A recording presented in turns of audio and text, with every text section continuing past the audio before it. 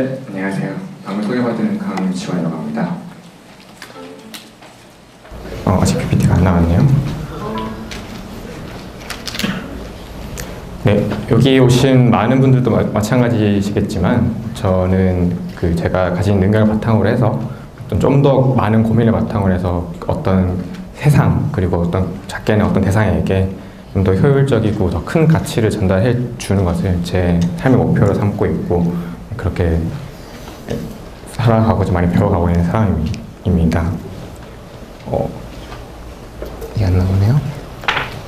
네, 우리가 고민을 통해서 가치를 전달할 수 있는 대상이 참 많습니다. 비단 가정 형편이 어려운 아이들, 그리고 또 독거 노인, 노숙인들, 그리고 많은 대상이 있는데요. 오늘 여러분들에게 소개해드리고자 하는 저의 이번 대상이라고 할까요? 대상은 엄마라는 존재입니다.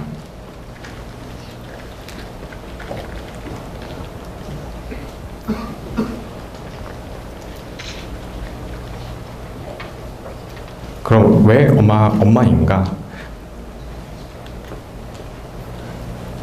여러분들 평소에 어머니랑 얼마나 소통을 자주 하시나요? 참 어머니의 소중함에 대해서 많이들 공감하시겠지만 정작 우리가 일상에 살아가면서 엄마라는 존재를 그렇게 이제 비중을 두고 생각하고 있는 것 같지는 않아요. 저만 그런지 모르겠습니다만 그런데 이제 참 그런 엄마라는 존재 그리고 우리를 있게 만들고 그리고 우리 가정을 이끌어온 아주 소중한 존재입니다. 그런 우리가 참 평소에 잊고 지내왔던 그런 존재, 그러니까 일단 저에서 출발했을 때 그런 엄마라는 존재를 제가 그런 엄마라는 이름을 살려봄으로써 그들과 소통을 함으로써 그 가치를 그 소중함을 재조명해보고 저 스스로도 이제 좀 더 이제 어머니와 소통할 수 있는 그런 계기를 마련해보고자 엄마라는 존재에 다가가봤습니다. 그럼 왜 굳이 아프리카냐? 방금 말씀드린 것처럼 당신 어머니 있을 텐데 왜 아프리카 여성 엄마들인가? 네, 보시면은 이게 이제 아메리카 대륙 안 나와 있는데요. 아시아 대륙이랑 아프리카 대륙 산모 사망률입니다. 출산이 10만 건당 산모가 몇 명이 죽어가는지 보여주는 그림인데요. 아프리카 보시면은 출산 10만 건 일어날 때 500명 이상의 산모들이 죽어가고 있습니다. 좀 더 구체적인 수치는 이따가도 보여드릴 테지만 소말리아 같은 경우에는 출산 10만 건당 산모가 1,200명에서 1,400명이 죽어가고 있고요. 케냐 같은 경우에는 500명에서 600명 정도가 죽어가고 있는 실정입니다.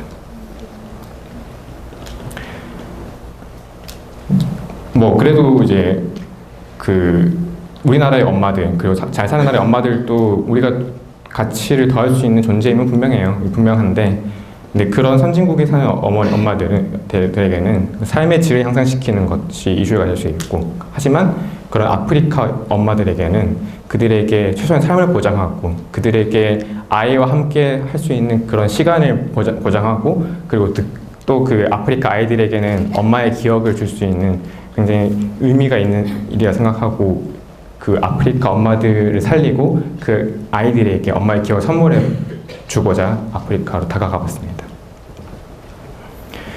그러면은 산모들이 왜 출산하다가 임신 중에 사망할까요? 여러분도 혹시 한국에서 애를 가지는 기간 아니면 애를 낳다가 돌아가 죽은 산모 얘기 들어보셨나요 혹시? 네, 거의 못 들어보셨을 거예요. 자, 임신 중에는 이렇듯 자간증 그리고 유산 그리고 임신성 고혈압 이제 전치태반 이런 것들 그러니까 임신성 합병증들에 의해서 죽어가고 있고 출산 시 과다출혈 감염 참 말도 어렵고 참 처음 들어보는 얘기 저런 걸로 산모가 죽어가야 이렇게 생각하실 수 있겠어요. 하지만 아까 보신 것처럼 케냐, 소말리아, 아프리카 대륙에서는 그런 원인들로 산모들이 죽어가고 있습니다. 하지만 이게 과연 답이 없는 문제일까요? 불치병 그런 건 전혀 아니고 위에 보신 것처럼 한국 그리고 복지국가라고 불리는 북유럽 스웨덴 같은 경우에서는 출산 10만 건당 우리나라 같은 경우에는 이제 WHO 자료인데 18명의 산모가 죽어간다고 하고 스웨덴에서는 5명의 산모가 죽어간다고 합니다. 굉장히 아래 있는 소말리아, 케냐에 비교했을 때는 수백 배 차이, 많게는 수백 배 차이가 나는 그런 문제인데요. 그렇다는 말은 정답은 이미 세상에 존재한다는 얘기입니다. 우리나라, 스웨덴 산모들이 죽는 경우가 거의 많지가 않아요. 그럼 뭐가 문제인가? 저희는 여기에 초점을 뒀습니다. 왼쪽에 보시는 그 아프리카 여성들의 어떤 그 지금 이제 모습, 그리고 아프리카 의료시설의 모습입니다. 근데 여기 오른쪽에 보시는 것은 선진국에서 흔히 볼 수 있는, 우리가 임신을 하게 되면은 산부인과 가서 그냥 뭐 쉽게 검진 받잖아요. 이런 초음파 기구도 쓰고. 그런데 왜 그 아프리카 여성들은 세상에 답이 존재함에도 불구하고 이런 서비스를 받을 수 없는 건가 봤을 때, 이런 장벽들, 경제적 장벽, 그리고 지리적 장벽, 그리고 문화적, 언어적 이런 장벽들이 가로막고 있기 때문이라고 보고, 사실 문제의 핵심은 이것들 해소할 수 있어야 된다고 봤습니다. 그렇다면은 그 아프리카의 여성들, 산모들이 이런 답을 스스로 가기에는 많은 장벽들이 있다면은, 그렇다면 이제는 이 정답이 그들에게 다가가야 됩니다. 그래서 저는 이 해결책을 접근성의 향상, 뭐 아까 말씀드린 그런 장벽들 해소하는 것, 그리고 현지 주민들과 함께 일함으로써, 보통의 이제 그 원조를 한다 하면은 그냥 NGO 들어가서 물량 공세를 하고 빠지는 형태, 이런 식인데, 그 현지인들이 이걸 필요로 느끼고 스스로 만들어 갈 수 있어야 됩니다. 언제까지나 우리가 그런 물량을 제공하고 언제까지는 우리가 줄 수는 없잖아요. 그 사람들이 이걸 필요성을 느끼고 스스로 만들어 갈 수 있는 그런 토대를 마련해야 된다고 봤습니다. 궁극적으로는 그런 식으로 인식이 개선이 돼서 그 사람들이 직접 우리가 하지 없어도 스스로 만들어 갈 수 있는 그런 방향으로 해결책이 나와야 된다고 생각해 봤습니다. 그러기 위해서는 일단 그 사람들의 인식 개선시킬 수 있어야 되고, 그리고 일단은 정답이 그들에게 다가가야지 그들과 소통할 수 있겠죠. 그래서 그 출산 키트입니다. 그 아프리카의 대부분 여성들은 의료시설 부족하기도 하고, 그리고 굉장히 인구 밀도가 낮은 지역이에요. 그래서 사실 임신한 몸을 이끌고 뭐 먼 길을 가서 의료시설 가서 애를 낳고, 그런데 거의 불가능한 상황인데, 그렇다면은 가정에서도, 대부분 가정에서 낳는데 가정에서도 의료시설에 준하는 어떤 그런 환경에서 아이를 낳음으로써 아까 말씀드린 과다출혈, 그리고 감염과 같은 그런 문제들을 해소할 수 있어야 된다고 생각했습니다. 그러려면은 이런 것들이 이제 키트 같은 간단한 것들 담아내서 각각의 가정에서 쓸 수 있도록 보완을 해야겠다는 게 저희 생각이었고요. 그리고 안에 보시면 이제 키트를 열면은 이런 식으로 그 산파들이 그 출산을 도와주는 인력이 깨끗한 환경에서 애를 받을 수 있도록 이런 위생용품들, 그리고 저기 이제 하얀색으로 그 약통이 들어가 있는데, 저 안에는 옥시토신이랑 그리고 세파졸린이라는 항생제가 들어가 있습니다. 옥시토신은 뭐냐면은 출혈이 심할 때 그 출혈량을 조절해 줄 수 있는 약제고요. 그리고 세파졸린 항생제는 항생제이기 때문에 잘 아시겠지만 감염을 방지할 수 있는 그런 약제가 들어가 있습니다. 물론 그 사람들이 이게 옥시토신이고 세파졸린이고 생전 본 적도 없는 약들을 어떻게 쓸지 의문을 가지실 텐데요. 저희가 이 키트 안에 그림으로서 충분히 이해할 수 있는 매뉴얼을 같이 포함시켜서, 여기 보시면 주사기에 빨간색 캡이 들어가 있는 거 보이시죠? 그 피가 많이 나는 경우에는 빨간색 주사를 주사하라, 옥시토신 주사하라는 얘기고, 그리고 감염 방지하기 위해서는 초록색 주사를 주사하라. 초록색 여기는 그림 없는데, 이런 식으로 해서 그 사람들이 쉽게 쓸 수 있고, 그리고 이걸 통해서 이렇게 추산해보니까 산모가 덜 죽고 굉장히 좋더라, 그런 인식을 개선시키기 위한 어떤 그 토대로 준비를 해봤습니다.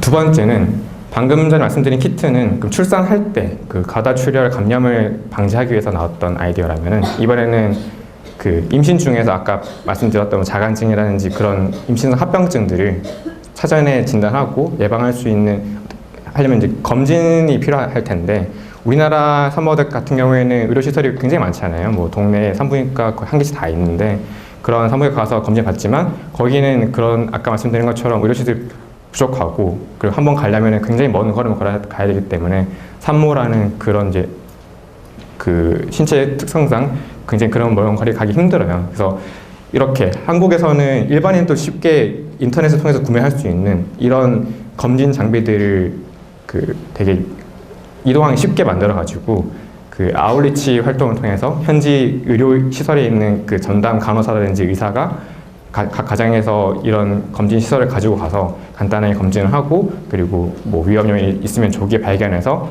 병원을 호송하고 이런 것들을 할 수 있도록 간단하게 이제 포터블 다이애그노시스 클리닉을 만들어봤습니다. 이 역시도 의료인이 의료 실사가 많지 않기 때문에 의료인 없이 사용하게 되는 경우가 생길 텐데요. 마찬가지로 키트에서처럼 이것도 일반인들이 쉽게 그림을 보고 직관적으로 이해할 수 있도록 그 사람들이 이제 문맹률이 높기 때문에 직관적으로 이해할 수 있도록 메뉴를 같이 포함시켜서 고안해봤습니다. 그리고 키트와 함께 이제 체크업 시트라고 해서 이제 혈압이 어떻고 혈당이 어떻고 이런 것들을 현지 의료인들이 쉽게 현지 주민들을 관리하고 이런 걸 체크하면서 이 A라는 산모가 어떻게 혈압이 변했었고 그래서 어떤 위험이 있을 거고 이런 것들을 쉽게 판단하고 그래서 스스로가 이제 현지 의료인 스스로가 지역 사회 건강을 책임지고 관리할 수 있게끔 만드는 시트까지 같이 넣어서 궁극적으로는 그 사람들이 이걸 장기적으로 필요성을 느끼고 스스로 관리할 수 있는 그런 모델에 초점을 맞췄습니다. 자, 저희가 생각한 활동 모델은 저희 팀이 이제 현지 보건당국과 그리고 현지 의료시설과 함께 협력을 통해서 물품을 제공하면은 현지 의료시설에 있는 의료인과 그리고 지역 주민들 우리 뭐 개나 뭐 이런 농촌 조직처럼 여기도 이제 그런 지역사회 주민들 조직을 이용해가지고 각 가정에 멀리 떨어진 각 가정에 이런 키트라든지 그리고 클리닉을 보급하고 또 교육하고 설명함으로써 이 사람들이 직접 필요를 느낄 수 있게 이런 현대의학과 그 사람들이 소통할 수 있게 만들어주고 그리고 궁극적으로는 필요성을 느끼고 스스로 만들어갈 수 있는 그런 모델을 생각해봤습니다. 그리고 현지 정부는 이제 그런 차원에서 현지 의료시설에 좀 더 행정 지원하고 좀 더 장려하기 위해서 함께 가야 된다는 생각을 했었고요. 그렇게 해서 현지 정부와 현지 의료시설, 그리고 현지 주민들이 우리가 아닌 그들이 만들어가는 모델을 생각해왔습니다. 저희가 이제 첫 번째 사업 대상으로 케냐라는 나라를 선정해가지고 갔다 왔습니다. 아까 케냐는 10만 건 출산에서 600명 이상의 산모가 사망하고 있는 그런 나라를 설명드렸었는데요. 실제로 케냐를 가보시면은 이런 전통 가옥에서 살고 있습니다. 지금 여기 이제 마사이족 여성이 계시고 그리고 이제 전통 가옥인데요. 이 가옥의 안에 들어가 보시면은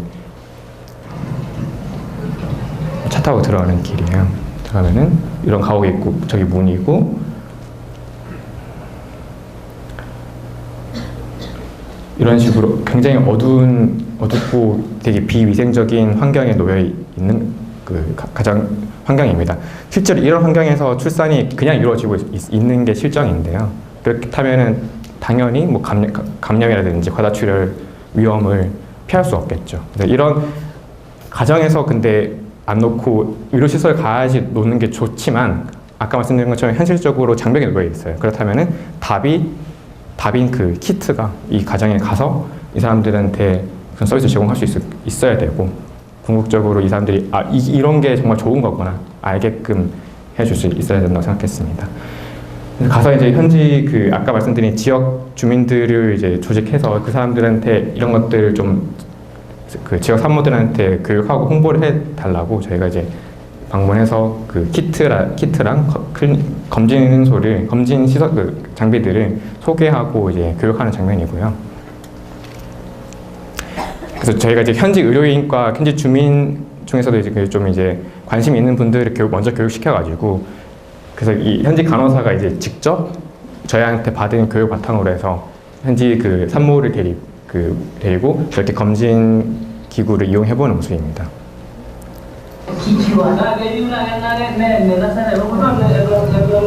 이 장면은 현지 간호사가 직접 지역 주민들한테 키트 시연해보는 모습이에요. 이런 식으로 초록색, 빨간색 붙어있죠.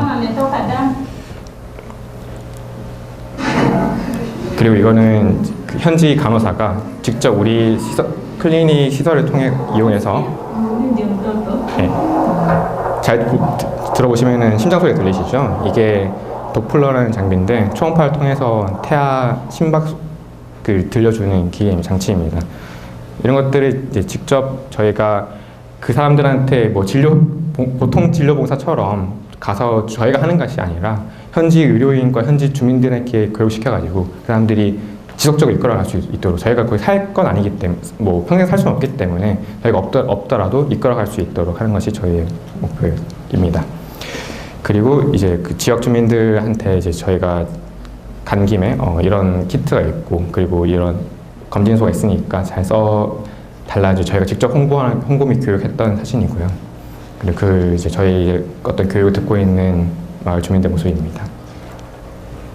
그리고 저희가 이제 그런 장비들을 현지 좀 멀리 떨어진 도심에서 멀리 떨어진 그런 의료시설에다 설치하고 온 모습이고요. 마지막으로 제가 이제 정리하면서 말씀드리고 싶은 거는 아까 계속 말씀드렸지만 언제까지나 일방적으로 도울 수는 없습니다. 뭐 돕겠다면은 사실 키트나 클리닉보다 더 좋은 거 많을 거예요. 예를 들어서 좀 더 전문적인 의료진이 더 전문적인 장비를 들고 가서 한번 진료봉사 활동을 하면은 더 좋은 서비스 제공할 수 있겠죠. 하지만 그게 그 사람들이 거기서 상주하면서 그런 것들 계속해서 제공하지 않는 이상 언제까지나 그들을 그런 식으로 도울 수는 없어요. 우리가 그런 첨단 장비를 갖고 가서 돕더라 하더라도 우리가 돌아오면 그 사람들 다시 원상태로 돌아가거든요. 왜냐면은 그렇게 그걸 없이도 불평 없이 살아왔으니까. 그래서 궁극적 해결책은 그 사람들이 스스로 이것들이 필요하고 스스로 만들어갈 수 있게 도와주는 것이 비단 이번 제가 소개해드린 어떤 모성 보건을 증진시키기 위한 프로젝트뿐만 아니라 모든 어떤 대상을 돕는 활동에 있어서 그 사람들이 직접 해갈 수 있도록 지속 가능성을 거기다 초점을 두고 봐야 된다고 생각합니다.